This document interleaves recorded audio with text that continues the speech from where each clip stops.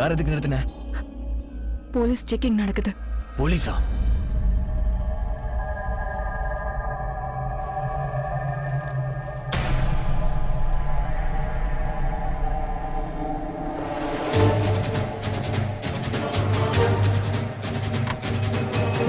ACP நரசிம்மாடா.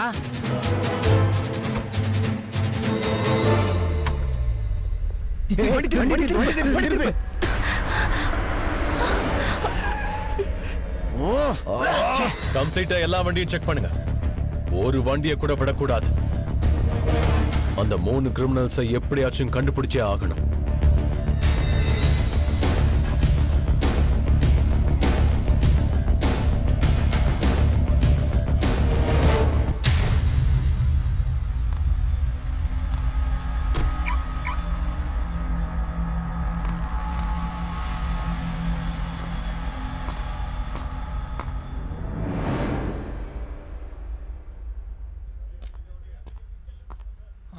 என்னடா அந்த வண்டி எடுங்க. கார் லாக் பண்ணிட்டு போயிட்டு இருக்கா? நீங்க எடுத்துங்க சீக்கிரம். அத செக் பண்ணியா? Excuse me sir. ஹாஸ்பிட்டல்ல ஒரு பேஷண்ட் கிரிட்டிக்கல் கண்டிஷன்ல இருக்காங்க. அர்ஜென்ட்டா பிளட் தேவைப்படுது. என்னோடது சேம் பிளட் குரூப். சீக்கிரமா நான் போகணும். என் காரை விட்டுருங்க ப்ளீஸ் சார். முடியாதுமா. இன்னைக்கு ஜெயில இருந்து 3 கைதிங்க தப்பிச்சிட்டாங்க. அவங்கள பிடிக்க தான் தேடிக்கிட்டு இருக்கோம். அது இல்லாம ஏசிபி சாரோட ஆர்டர் வர எல்லா காரையும் செக் பண்ணணும்னு. சார் ரொம்ப எமர்ஜென்சி சார். நான் சீக்கிரமா போலனா அங்க ஒரு உயிர் போயிடும் சார். Please sir. சரி, உன் அட்ரஸ் டீடைல்ஸ் எல்லாத்தையும் இந்த நோட்ல எழுது. சைன் பண்ணு.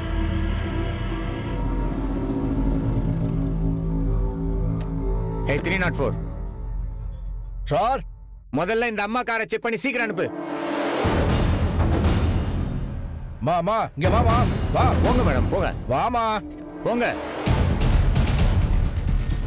வாமா, இதான உன் காரு.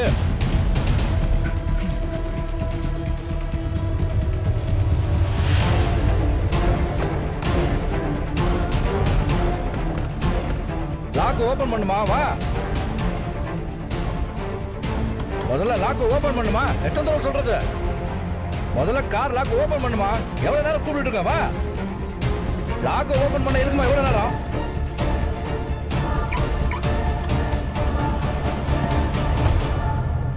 அந்த அம்மா ஏதோ அர்ஜென்ட்டா ஹாஸ்பிட்டலுக்கு போகணும்னு சொல்லிட்டு இருந்தேன். சார், உனக்கெல்லாம் மனிதாபிமானமே இல்லையா?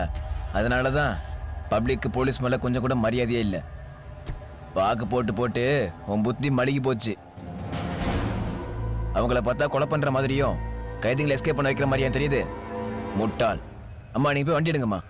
Thank you sir. ஏய், இந்த வண்டி அலோவ் பண்ணு. கேட் ஓபன் பண்ணு.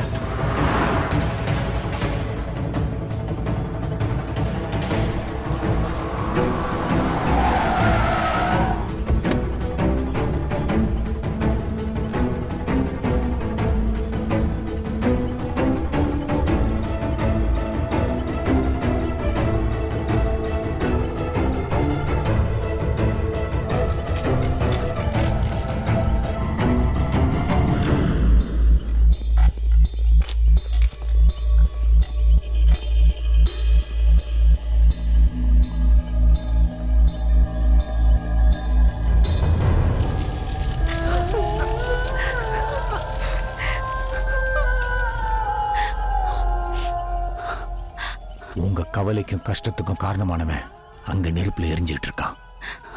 உங்க பழைய வாழ்க்கை அது கூடவே போயிடுச்சுன்னு நினைச்சுக்கிட்டு நீங்க புது வாழ்க்கை ஆரம்பிங்க. போங்க.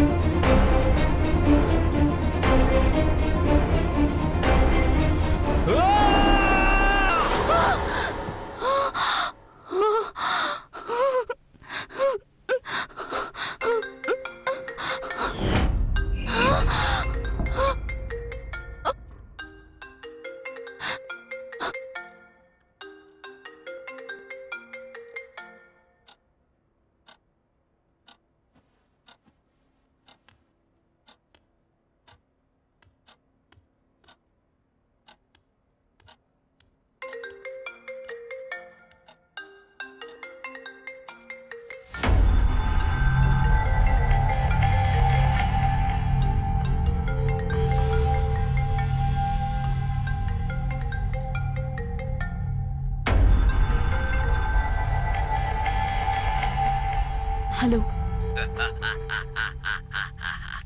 என்ன தூங்குறியா? உனக்கெல்லாம் எப்படி தூக்கம் வருது? யார் நீங்க? நான் யாரு, என் அட்ரஸ் என்னங்கிறதுலாம் உனக்கு அப்புறம் சொல்றேன். முதல்ல ஃபார்ம் ஹவுஸ் டெட் பாடிய நீ எரிச்சதை பத்தி இப்ப நம்ம 2 பேரும் பேசலாமா?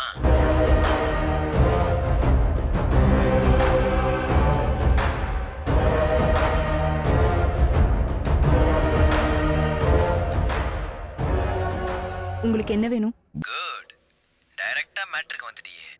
எனக்கு என்ன வேணும், எங்க பார்க்கணுன்றத உனக்கு நான் அடுத்த கால்ல சொல்றேன்.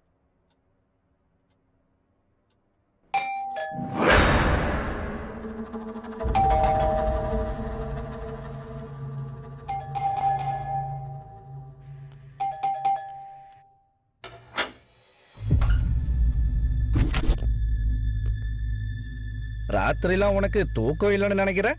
அதான் தலை வலிக்குதுன்னு சொன்னியே. நான் கூட நைட்டு பூரா என் ஜன்னல் பக்கத்திலே உக்காந்துக்கிட்டு உன்னை பற்றியே யோசிச்சு உன் வீட்டையே பார்த்துக்கிட்டு இருந்துட்டேன்.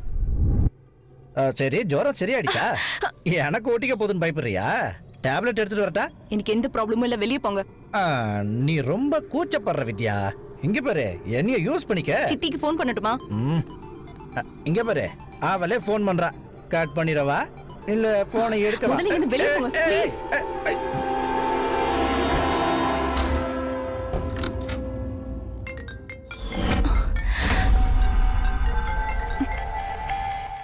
என்ன பயந்துட்டியா?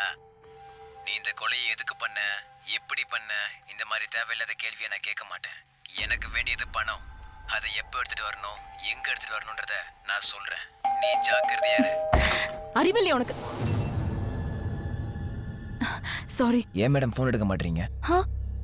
சார் நைட்டு ஃபோனை என்கிட்ட கொடுத்துட்டு மறந்துட்டாரு.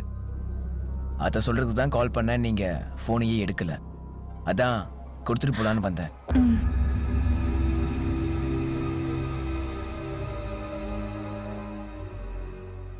சார் இன்னும் எழுந்துக்கவே இல்லை. இன்னும் மத்தவங்கிறாரு. நான் கொடுத்துடுறேன், நீங்க போங்க.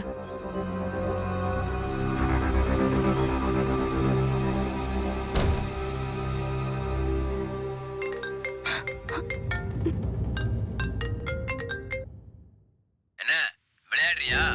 எதுக்கு போனை கட் பண்ண? அது ஒன்றும் இல்லைங்க, நடுவில் வேற யாரோ ஃபோன் பண்ணாங்க, அதனால உங்க காலை கட் பண்ண வேண்டியதாக போயிடுச்சு. நீ செஞ்ச இந்த கொலையை பத்தி நான் போலீஸ் கிட்ட இன்ஃபார்ம் பண்ணாம இருக்கணும் அப்படின்னா நீ எனக்கு 25 லட்சம் ரூபாய் பணம் கொடுக்கணும். என் பொண்ணுக்கு கேன்சர் ட்ரீட்மெண்ட் பண்ணணும். ஒரு 25 லட்சம் ரூபாய் பணம் கொடுத்தீங்கன்னா. சொல்லுங்க ப்ளீஸ், நான் கேட்டுட்டு தான் இருக்கேன். நீ பணத்தை எங்க எடுத்துட்டு வரணும்னு சொல்றேன், கவனமா கேளு. ஊருக்கு வெளியில இருக்க அலுமினியம் ஃபேக்டரியில நீ 4வது செக்டருக்கு வரணும். இதுக்கு நடுவுல நீ எதையாவது விளையாடணும்னு நினைச்ச